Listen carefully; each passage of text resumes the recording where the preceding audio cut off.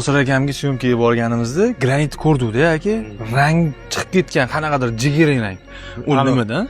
Zangni qanaqadir zangga beryapti. Men aytaman, agar shu mahsulot shu darajada yomon bo'lib ketsa, odamlar nimaga qo'yadi buni? Misol siz nima maslahat bergan bo'larsiz aka, shu narsa bo'lmasa uchun? Granitchi sifatida mana mana granitda ham bor ekan, shuni. Sap.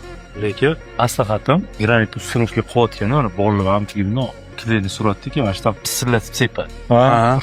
Ha. Shu pisirlatib sepgani ertaga rasvor bilan reaksiyaga kirishadi-da. Bo'ldi sekin sarg'ayib chiqadi. Bu ularga ketadi qachon? 2 yil, 3 yilda quyoshda turgan joylari ketadi. Salqinda turgan joy ketmaydi. Endi eng zo'r maslahatdan buni qo'yayotganda bolalarga usti bo'lmaydi.